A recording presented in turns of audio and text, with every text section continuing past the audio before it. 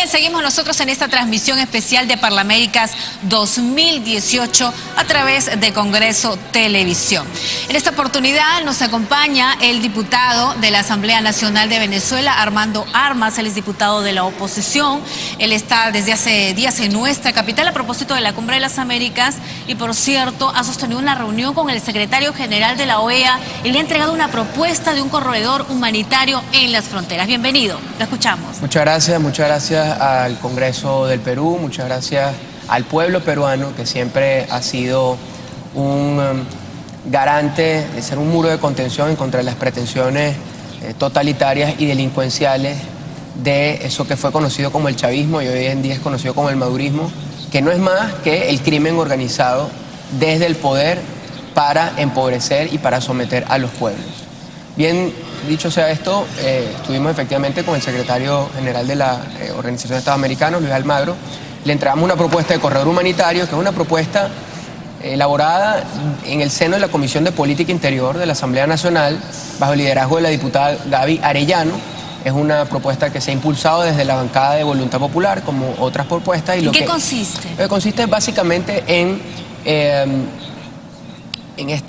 tácticas de muy corto plazo, entendiendo el éxodo masivo. Estamos hablando que entre jueves y sábado, en la frontera colombo-venezolana, están cruzando y se están quedando alrededor de 30.000 venezolanos todos los días. Más o menos son 500.000 los que ya están en Colombia, 180.000 aquí en el Perú. Si se habla de colombo-venezolanos, porque muchos están doble cedulados en Colombia, puede llegar a superar la cifra del 1.000.000 en Colombia, pero en Europa hay cientos de miles, en Chile acá hay cientos de miles también acá cerca al lado, y aquí en Perú, y ya creo que están por encima de los 100.000. Es trágico el éxodo que estamos viviendo en Venezuela, porque son venezolanos que por el sufrimiento, por el hambre, por la falta de medicinas, por la desesperación, por la falta de oportunidades, están huyendo del suelo que los vio nacer y de un Estado que debería garantizarles sus derechos fundamentales y no los hace. Y este corredor sería de tránsito a través de Colombia, porque materialmente imposible también sería que todos los venezolanos que ya no soportan la crisis humanitaria del país permanezcan en este país. Esto es una propuesta para países receptores, es decir, incluido el Perú.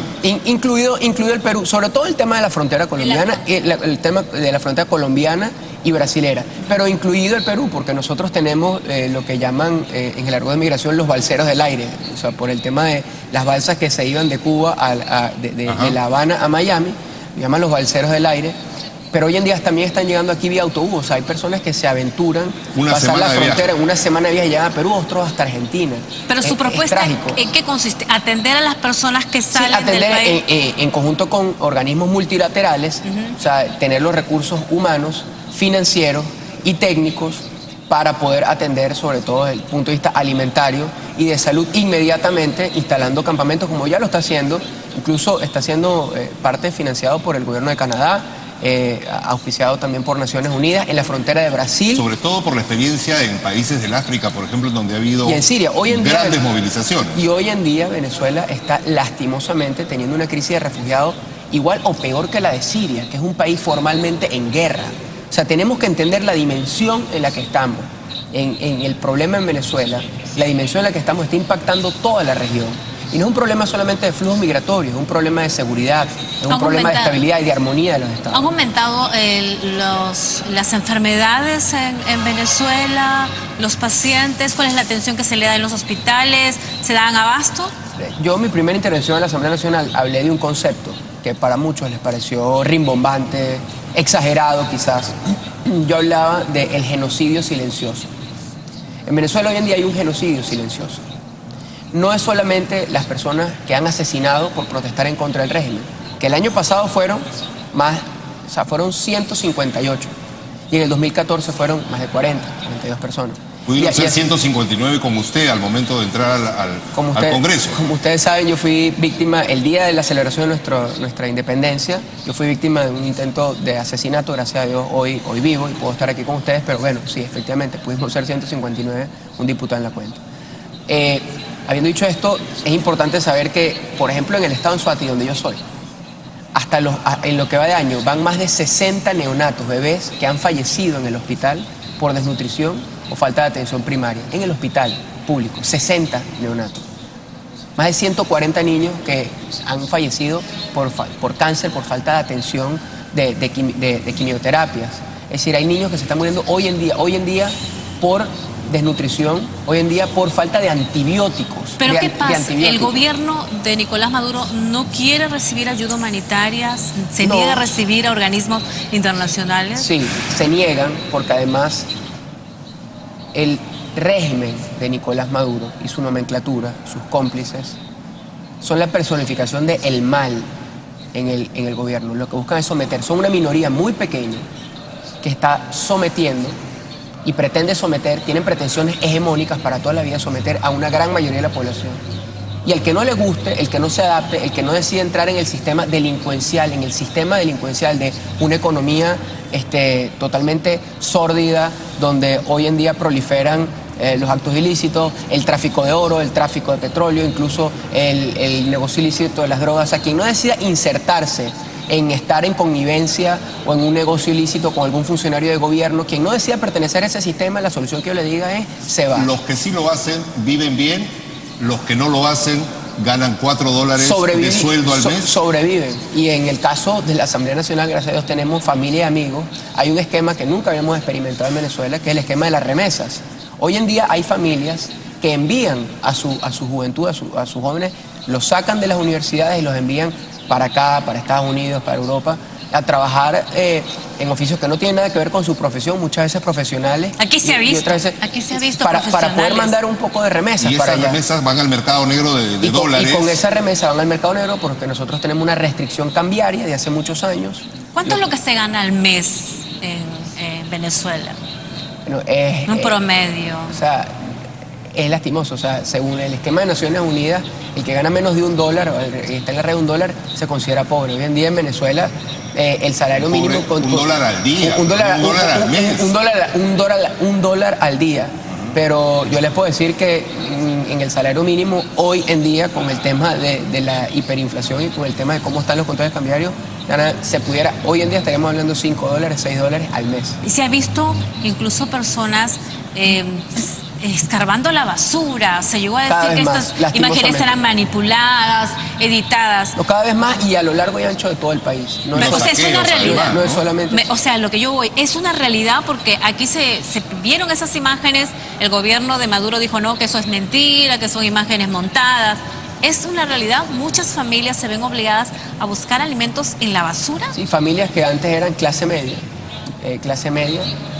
hoy en día lo ves, incluso todavía les queda buena vestimenta, pero les obliga. Mira, estos días yo estaba hablando con una persona y me dijo, yo lo presencié y me puse a llorar. Vi a un muchacho que estaba viendo un lote de basura, se presignó, se santiguó, respiró profundo y es como que la primera vez que el muchacho le tocaba hacer eso. Y nosotros hemos visto a la afuera de mi casa, no, como le digo, no es solamente en el tema de las ciudades, es en el tema a lo largo y ancho del país. Es un esquema de sometimiento, es un esquema de control social a través de mecanismos que tiene el gobierno para que les dé ayudas directas que nunca les va a alcanzar, o regulación directa a través de lo que llaman las cajas CLAP, que son unas cajas que vende el gobierno a precio preferencial, a un precio muy bajo, pero no le llega a todo el mundo. Le llega solamente a sus redes clientelares, de sus partidos, de sus afectos políticos, quiero decir. Hubo una foto hace muchos años que dio la vuelta al mundo, aquella en el que un desfalleciente niño africano estaba prácticamente a punto de ser devorado por un buitre que lo acechaba. Esta es una situación que se vive ya en Venezuela, es una situación del África subsahariana de los 70s, 80s y 90s.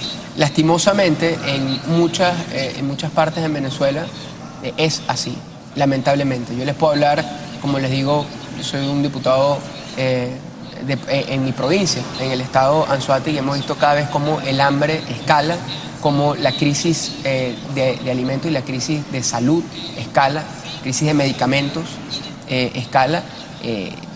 La situación en los hospitales es terrible. O sea, hoy en día hay gente que se están muriendo por falta de antibióticos, niños. Hay niños, mire, hay un estudio de diferentes ONG del Observatorio Venezolano de la Salud, que es un observatorio que agrupa a diferentes organizaciones de salud en Venezuela. ha hecho un informe que dice que ha concluido, mejor dicho, que están en riesgo la vida de 300.000 niños. Por eso es que estamos hablando del peligro de un genocidio silencioso. Además de ser el país más violento, uno de los países más violentos del mundo, el país más violento del hemisferio, donde más de 20.000 personas... Y el país más corrupto. Más de 20.000 personas son víctimas del AMPA, de la violencia, de ajusticiamiento. Más de 20.000, estamos hablando de cifras como de guerra.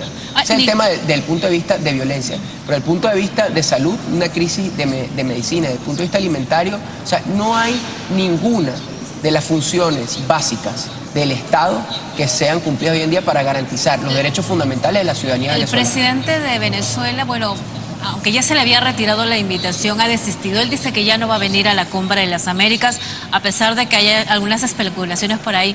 ¿Qué información tienen ustedes?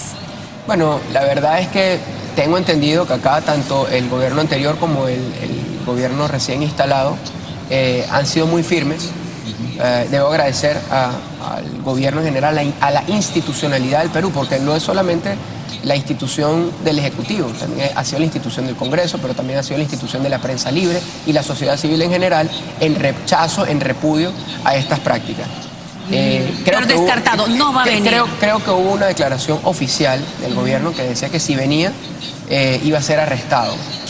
Por eso hay quienes, bueno, todavía tenemos la ilusión que si eso es así, que venga. Ahora, ¿qué se espera para el futuro inmediato en el marco de las elecciones postergadas? Ustedes, como Voluntad Popular, no van a participar en estas nuevas elecciones. Sin embargo, pertenecen al que se denomina auténtico Congreso venezolano, que obviamente no es la asamblea recientemente elegida. ¿Cómo es el panorama del Congreso entonces en Venezuela? ¿Sesionan dos asambleas a la vez, la espuria y la auténtica? Bueno, no hay reconocimiento de la farsa constituyente. La farsa constituyente, instalada el año pasado en el marco de protestas de calle, el día, por cierto, de esa elección, asesinaron a 16 manifestantes. Eso ha pretendido ser instaurado a sangre y fuego. Esa Asamblea Nacional Constituyente fraudulenta no es más que el instrumento que viabiliza, que instrumentaliza, que instrumenta la dictadura, con pretensiones totalitarias, que no es una dictadura, no es una autocracia donde hay ciertas libertades, no, esto tiene pretensiones totalitarias, se mete en todo y cada uno de los aspectos de la vida del venezolano y tiene como núcleo la maldad pura, el sometimiento. O sea, es grave lo que estamos viendo en Venezuela. En ese marco, esa Asamblea Nacional fraudulenta convocó a unas elecciones que nadie reconoce en el mundo. Las potencias del mundo no lo reconocen. La oposición no está participando. Y esto tenemos que dejarlo muy claro. La oposición democrática de Venezuela, la unidad que ansía el cambio, los factores democráticos, no estamos participando en un proceso electoral, en este proceso electoral viciado convocado para el 20 de mayo. Los candidatos que hay, que se pretenden vender como alternativa, son parte del sistema, son lo que decimos los venezolanos, un parapeto. Y esto es muy claro. ¿Por qué, por ejemplo, Leopoldo López no le hace, a pesar de esta desigualdad, la guerra al régimen de Nicolás Maduro, participando, decidiendo ir y de repente ganando las elecciones? Bueno, Leopoldo López está preso. Está preso en su casa y está inhabilitado políticamente por, al menos por, según el régimen, hasta 17 años más, o 15 años más, o 10 años más. Con detención domiciliaria. Con detención domiciliaria, pero es una detención. O sea, está preso y tiene sus derechos políticos cercenados. Pero hoy más allá, también lo es Enrique Capriles Radonsky, también está inhabilitado. En ese sentido, es decir, los primeros liderazgos, los principales liderazgos, o que han sido liderazgos de oposición en Venezuela, están inhabilitados. Los principales partidos de oposición hoy en día, o parte de los principales partidos de oposición, están inhabilitados. O sea, están ilegalizados, mejor dicho. A la dirigencia se le persigue, tiene que irse al exilio, se les encarcela. El diputado Gilbert Caro, diputado de esta actual Asamblea Nacional, está encarcelado. El diputado Renzo Prieto, que fue electo estando tras las rejas, y esa elección ha debido ser un salvoconducto inmediato para que saliera de prisión, está hoy en día preso en Venezuela. El señor Antonio Ledesma está en el exilio. Se pudo fugar de Venezuela, estuvimos compartiendo con él. Pero la oposición, como bien he dicho, está firme y está clara y no está participando en este proceso fraudulento, en en esta farsa que se está convocando para el 20 de mayo. Bueno, para finalizar, aquí han llegado muchos venezolanos, como dice Álvaro, se habla de 180.000, a pesar de que no estamos en la mejor de las economías en nuestro país, incluso hay desempleo. Se han ido acomodando como comerciantes, como ambulantes, porque ellos señalan pues que lo poco que ganan acá les sirve a sus familias que siguen viviendo en Venezuela. Sin embargo, muchos nos preguntamos por qué todavía Nicolás Maduro tiene un gran apoyo popular. Nicolás Maduro no tiene un gran apoyo popular. ¿No? Por las imágenes que se ve, las manifestaciones. No tiene un gran apoyo popular. No hay. No, Nicolás Maduro tendrá hoy en día el apoyo de la gente que trabaja con él, de la gente que se puede beneficiar de los contratos del Estado. ¿No se compara con el apoyo que tuvo Chávez en su momento? No, tampoco, pero es que primero es el mismo proyecto. Hay quienes hoy en día reflejan serias dudas sobre incluso procesos anteriores y que nosotros, que fuimos electos en el 6 de diciembre del 2015, incluso hay quienes dicen que fuimos electos más de 112 diputados, pero solamente se pudo, o sea, no hubo cómo hacerle trampa y se pudo reducir eso al mínimo. Y tan es así que atacaron a la mayoría calificada desde ese momento, nombrando un Tribunal Supremo bajo mecanismos que no están dispuestos en la Constitución para poder entrabar todo el proceso de cambio e incluso desincorporando a los diputados de todo un estado. Hoy en día el estado Amazonas no tiene representación, según lo que quisieran o según la narrativa,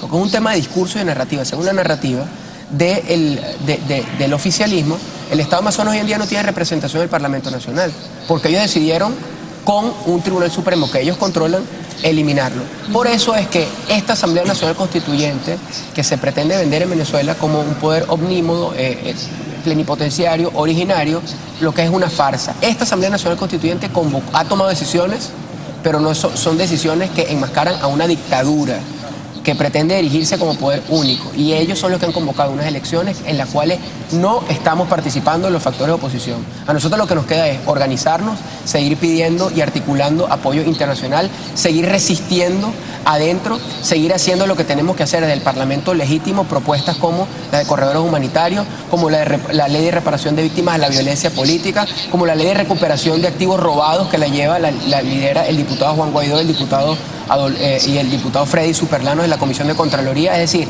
nosotros vamos a seguir resistiendo adentro, institucionalmente, en la calle, manifestaciones de calle, más de 1.300 manifestaciones en lo que va de año. Bien, 1.300 manifestaciones sociales e internacionalmente. Muy bien. Muchísimas gracias. Gracias a usted por su tiempo aquí en Congreso de Televisión. Le agradecemos. Éxitos en sus gestiones por el bien del pueblo de Venezuela. Gracias. Nosotros vamos entonces rápidamente a hacer una pausa y continuamos con más aquí desde Congreso de Televisión.